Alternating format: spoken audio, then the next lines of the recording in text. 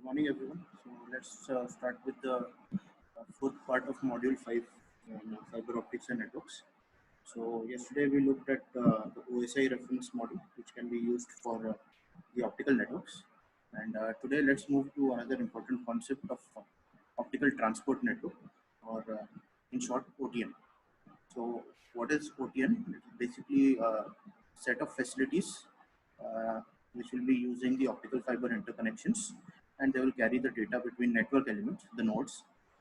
These nodes, as we've discussed till now, can be the source, the destination, or these nodes can be used to switch or route data from different customers into the network. The OTN will also provide transport. If it's a very large network, it will allow for multiplexing, routing, supervision, survivability, which means that if there are any failures, it will repair the network. For the client signals basically mean the users.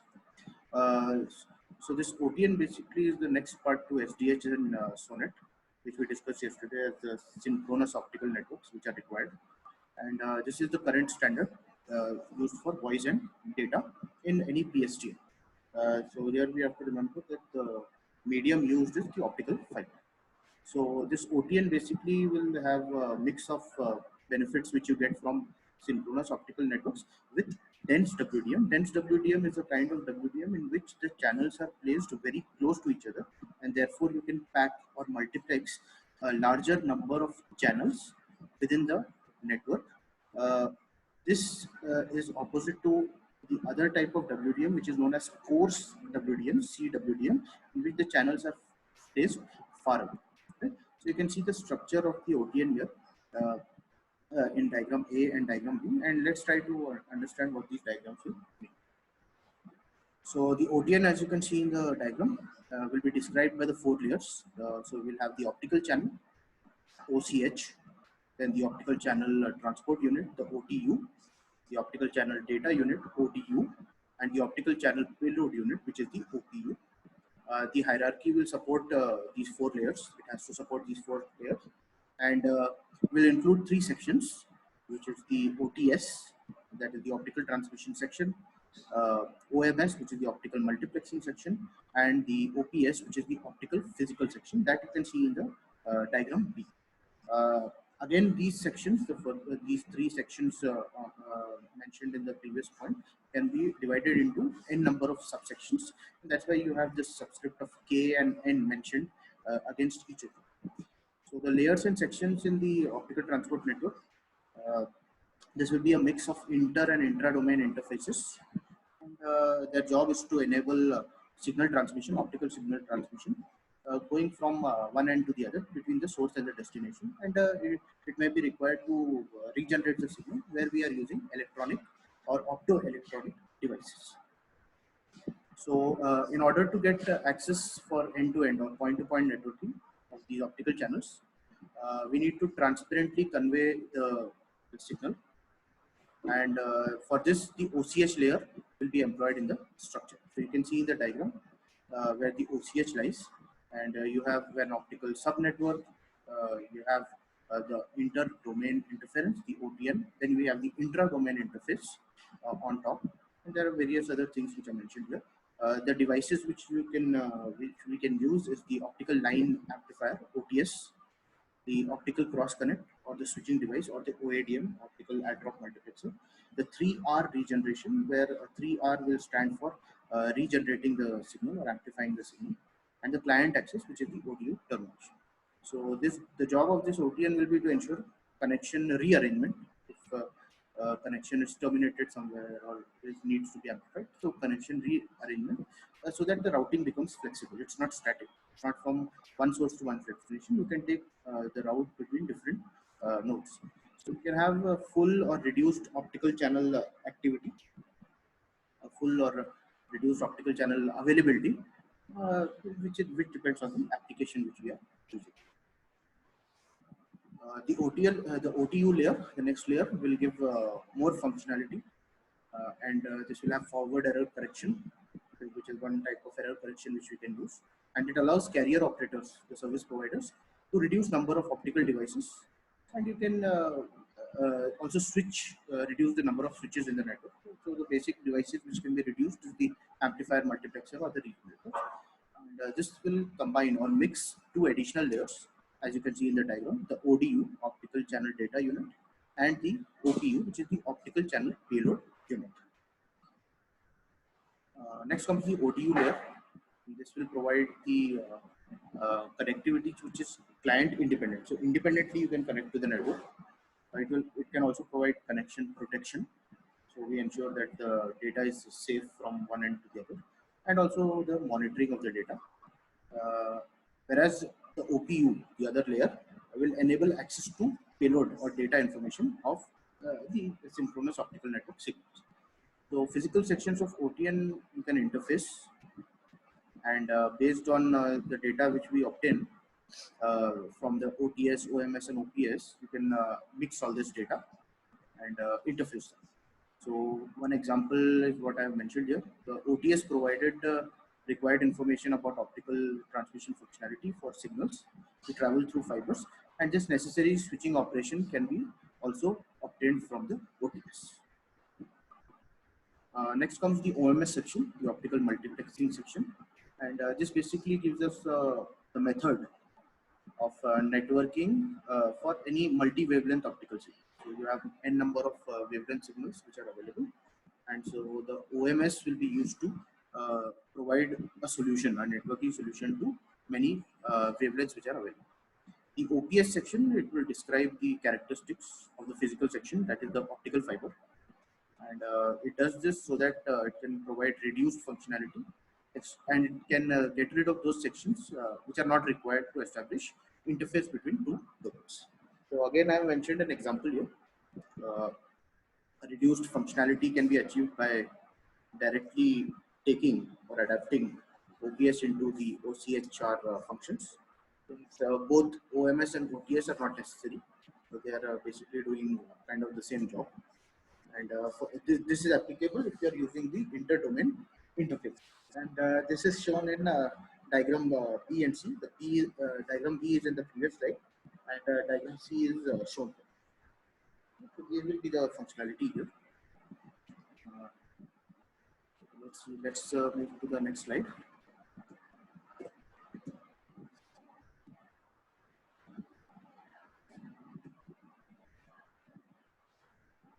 Plane of the OTN, which can be used for routing a signal from the source to the destination, or also used for signaling, that is the acknowledgement or no acknowledgement. And the routing which can be used in this case will be the distributed routing control and management, and also resource discovery, like which path to take, which wavelength to take. So these are known as resources, the path and the wavelength. And the control plane will help us in discovering or getting to know those resources when a demand comes. That means when a connection comes and asks the network for the connection to be set up. So this is the most important job of the control plane, and the control plane needs to function properly in order for the network to function properly. So then, depending on the provision of, if you have a fast and efficient network connection, you can make the OTN reconfigurable. That means you can make the OTN flexible. The optical transport network can be made flexible. So the entire job here is to make the network as dynamic or as flexible as possible compared to making the network very static. So that is the whole idea. So if you have such kind of advanced functionality, then that kind of a network OTN will be referred to as an automatically switched optical network, ASON. And this will have the ability to switch optical signals automatically when requested. So what we discussed till now in the previous slides was engineering terms or networking terms called as reconfigurable, and OPS, ODU, what these things are. So it is an important slide.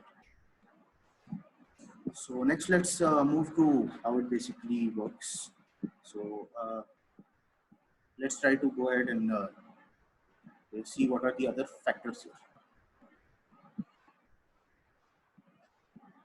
So we've already seen the control plane, how the control plane will help in providing a routing protocol or a signaling protocol, and how we can make it how we can make the network flexible by having dynamic resource allocation, where the resources are the routes and the wavelengths. So moving ahead, uh, so what is the difference between the FDH SONET or the OTN? So the SONET is a synchronous optical network, and the OTN is the optical transport network. So the basic difference is the OCHR, where R is basically reduced functionality, and the OTUK, where K is describing any sublayer. So you can see that in the diagram there are many sublayers around. So this transport layer can carry about 10 gigabit Ethernet GBE transmission if you're using IP or Ethernet switches and routers with the full bandwidth. So we've already discussed about the OSI layer. Today we'll be discussing about the IP layer, which is the Internet Protocol layer, and how it can be used for optical networks. So basically, we want to migrate from the SONET, the synchronous optical network, towards an optical transport network, and we want to, as I told you, we want to make everything which is static as dynamic. So the consequence of this migration from SONET towards IP or Ethernet-based infrastructure, is now currently the choice of the network providers, and they want to make this transport layer as dynamic and flexible as possible. Another consequence of this is that your legacy optical networks, that means the optical networks which are there from the start, you can combine them and bring them to a common infrastructure. Therefore, the cost of the network will also reduce. So by making the entire network flexible, not only are we making the network dynamic, we are also able to reduce the cost. We are able to have the same legacy optical network, but trying to bring them into similar infrastructure so that the cost can be reduced in terms of networking as well as the device. So let's look at the second part of the protocols. We've already done the OSI, which is the most common one. So let's look at the Internet protocol. So the structure of the Internet protocol for optical networks is shown in the diagram. It is basically the same that you do for any computer communication or electronic communication. So it will have your media which you want to send the data. It will have the network access, how to access the network on the link layer. So you can use CSC, CSMA, CA, CSMA, CD. There are very many kinds of protocols. So the clients or the users are going to contend for the network in the link layer. And then we have the Internet protocol, which is in the network layer. So here is where the networking will occur, and we'll see how it happens. And then you have a transport layer, which has the TCP and the UDP. So from computer communications, we know the difference between the two. We'll just recap on the two parts of the transport layer, which is the TCP and the UDP. So what is this IP? What is the basic Internet protocol? It is situated on the network layer, as you can see. That is layer 3 in the OSI model. So what we are seeing here is the IP model. In the OSI model, this will be layer 3. And it will contain both your addressing and the control information. So that your datagrams, your packets, if you are using packet switching, so the packets can be routed within a net. That's the aim of the of any protocol. In this case, the IP protocol. Basically, this IP or internet, it is a logical architecture. That means it is not network dependent. Any network can have internet. So it can be ring network, hub network, or mesh network. It doesn't matter. You can get internet. So it's a logical architecture, and it will permit various networks. You can interconnect various networks, and you can have communication between various networks and various nodes between various networks. The job will be to route the information. Okay? In the case of optical networks, there is one more job that we need to assign the wavelengths, and that is what is known as routing and wavelength assignment, which we have discussed partially, but in detail we'll be discussing possibly tomorrow or next week. Okay? So IP will, as already told, will be providing us a means of communication between link and transport layer.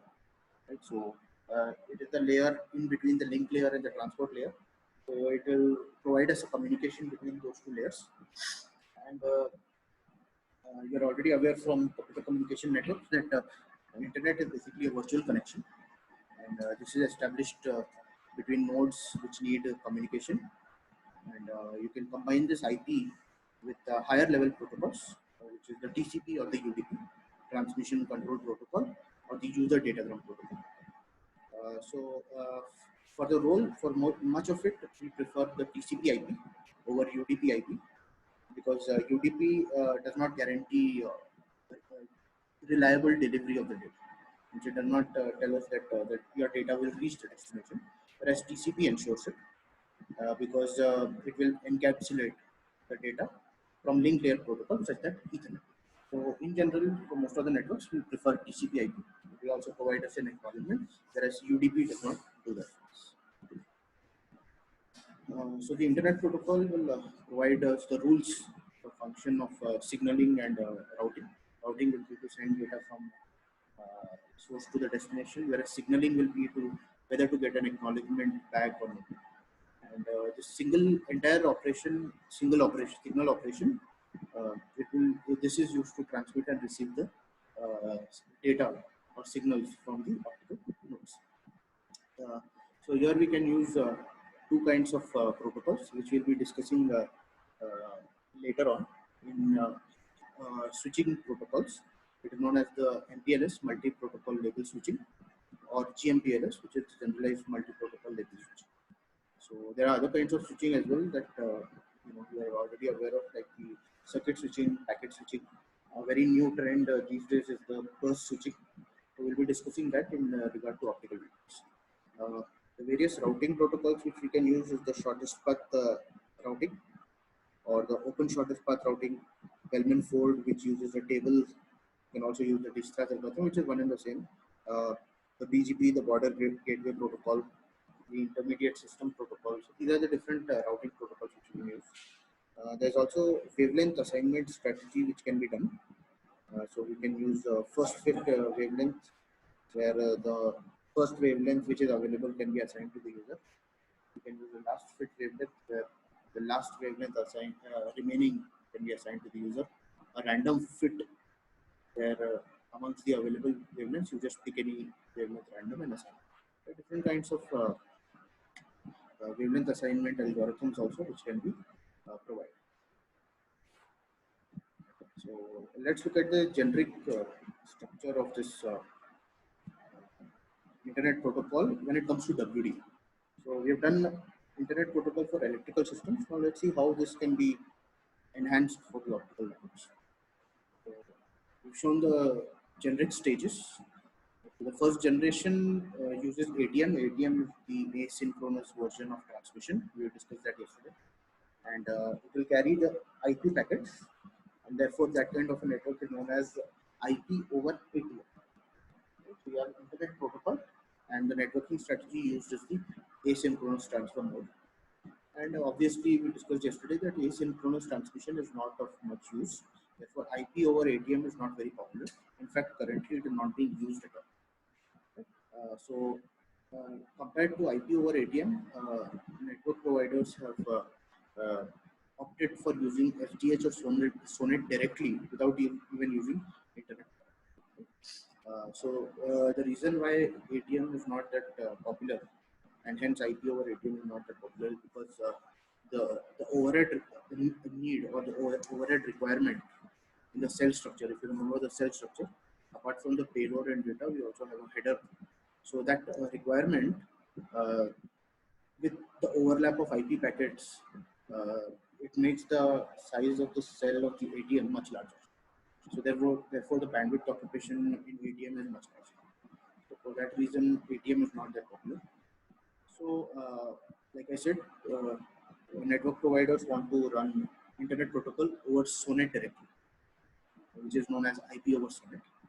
And in this, to carry the packets, mapping of the IP packets to SONET frames is required, and that kind of a structure is known as packet over SONET, or POS. So this is also kind of network which became a little popular.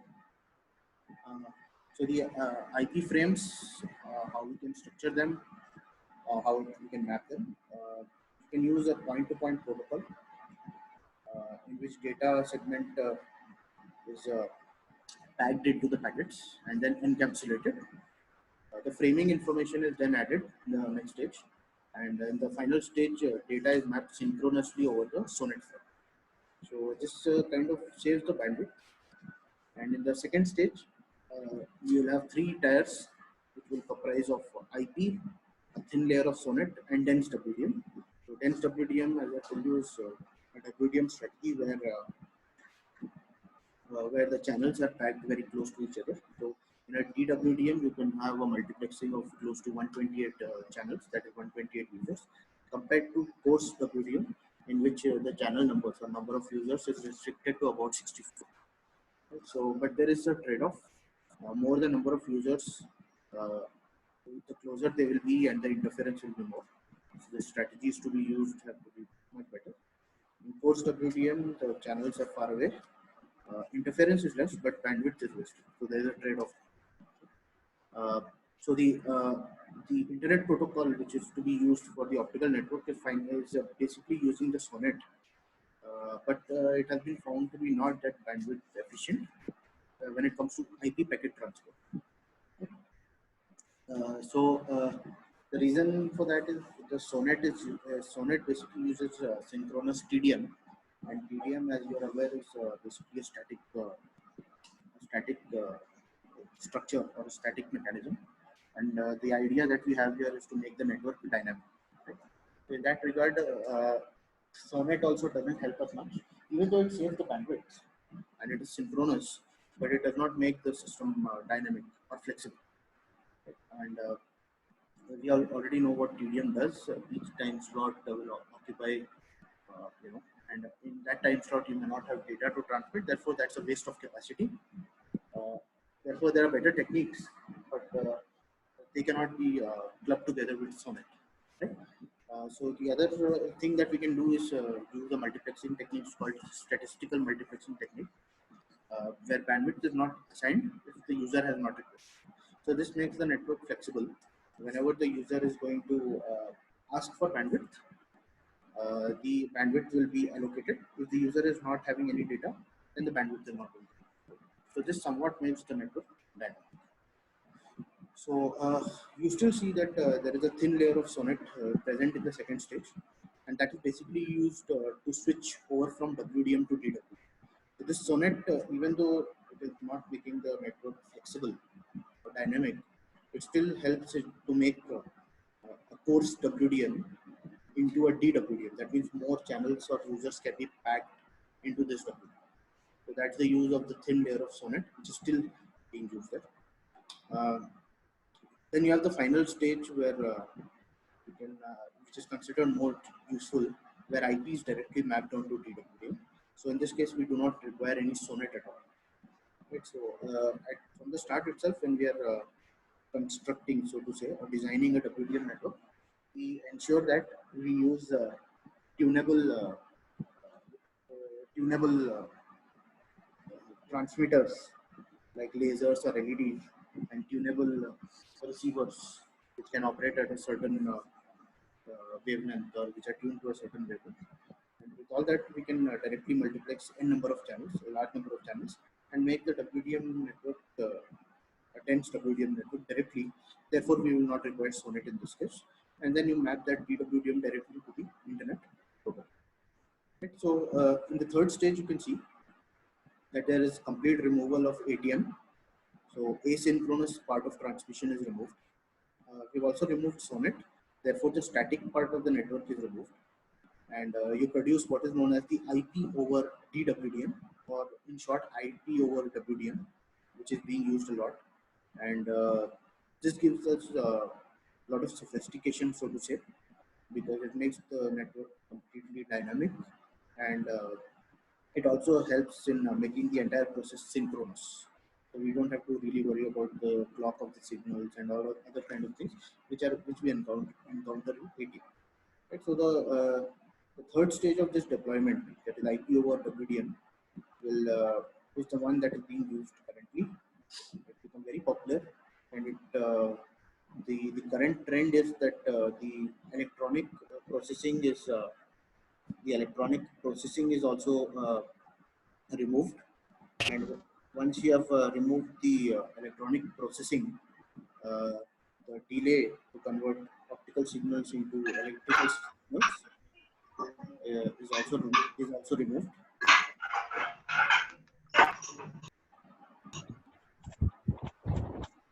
And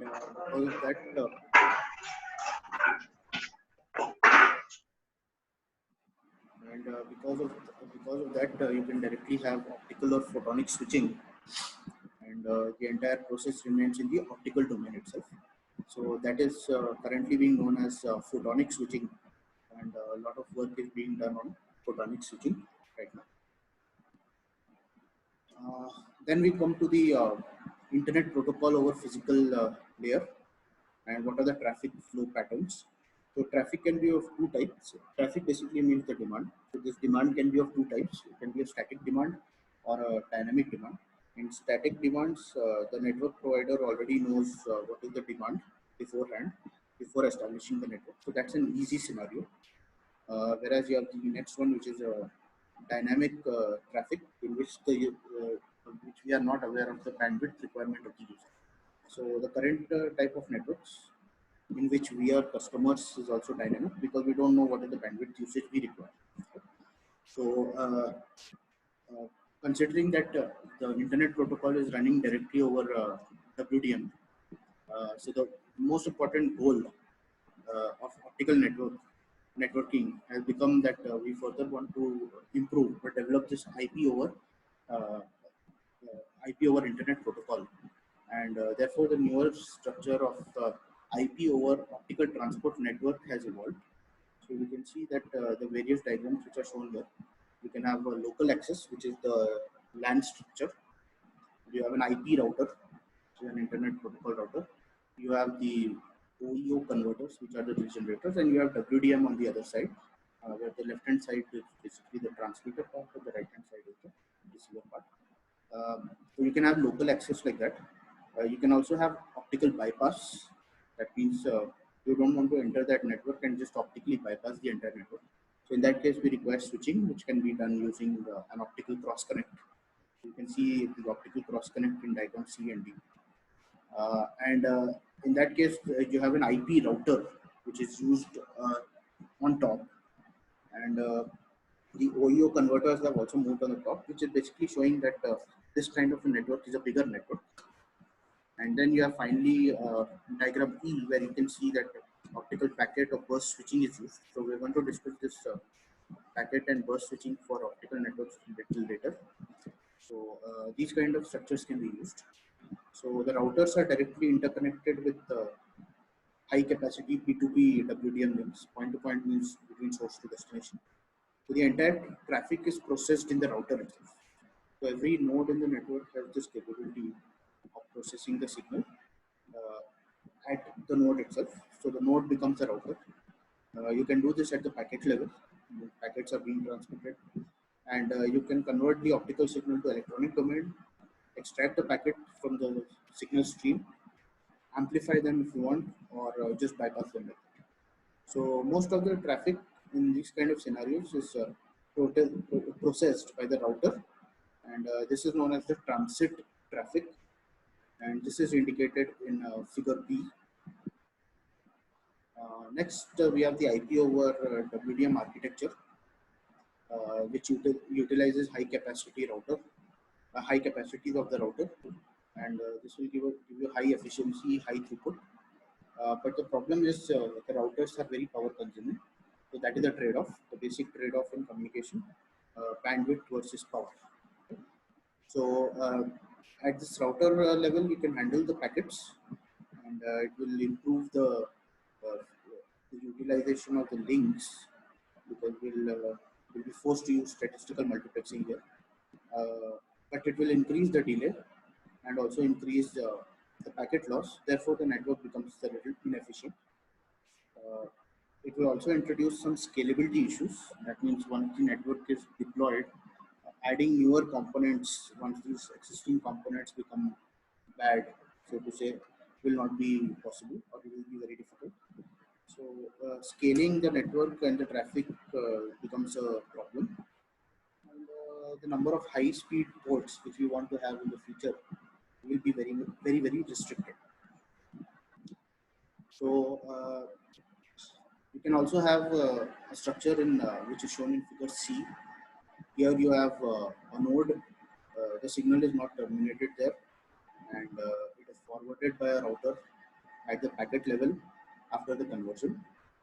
And this kind of a network becomes a non-reconfigurable network. It can be IP over WDM or IP over OTN because they will heavily rely on SONET or ATM based network, which is not an efficient kind of network. So the other structure that you can have is where the IP over OTN can also have non-transit traffic, and you can place an IP router onto an OXC, which will give us wavelength switching in the OTN layer itself. And this is shown in figure or diagrams B. The traffic routing becomes independent. That I mean, the traffic between any node pair you can transmit just in a single hop. Right? Single hop is better than multi hop.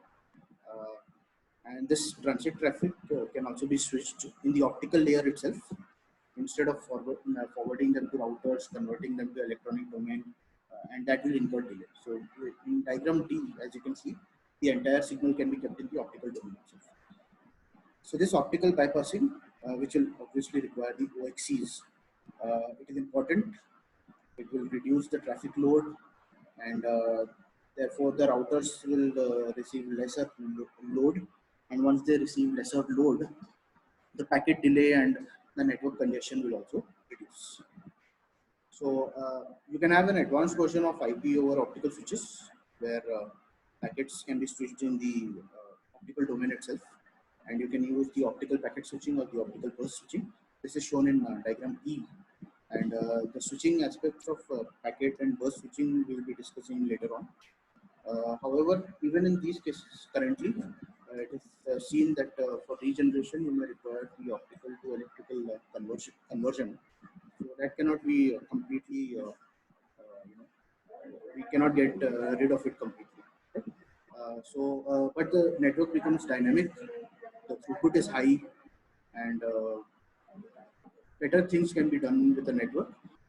Most importantly, the entire switching, routing, and regeneration part, everything becomes photonic in nature. That means everything is optical in nature. You don't have to convert the optical signal into any electrical signal whatsoever. And the implementation of such IP over optical switches uh, will depend completely on photonic integrated circuits. Some of them are being available in the market. However, completely we do not have photonic switching yet.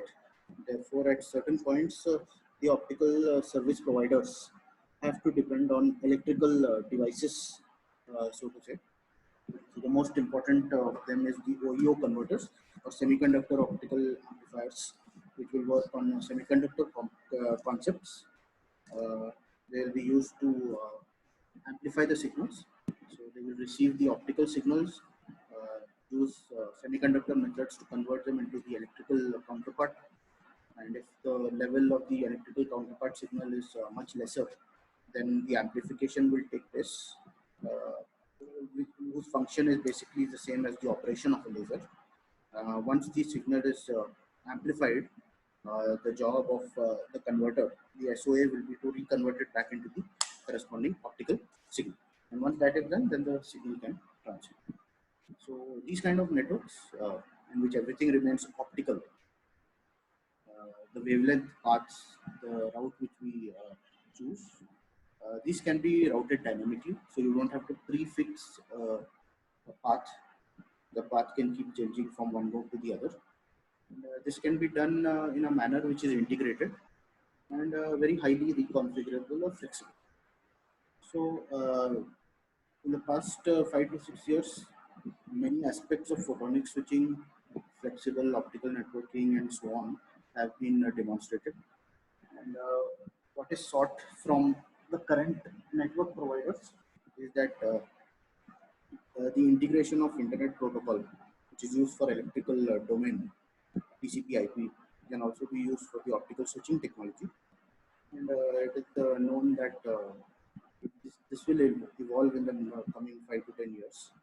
and the entire optical network is going to become much more flexible in terms of its traffic, its switching, its wavelength conversion, and many other aspects. So, with this, we finish uh, the protocols, the layers, and other aspects. In the next lecture, I'm going to start with wavelength routing network, which is a very important part, and I'll be explaining what is the wavelength routing network, and then jumping very quickly to the most important concept in optical networks, which is the RWA, which is the routing and wavelength assignment. And once that is completed, we'll move to various switching technologies like the circuit switching, packet switching, burst switching, and many more. And then finally, the last part in your syllabus is about network deployment. We have already spoken about network deployment to some extent uh, in in terms of the uh, metropolitan area network, local area network, global network, or the core network. But we want to see where the current optical networks have been deployed. And we'll try to understand that. So thank you for attending.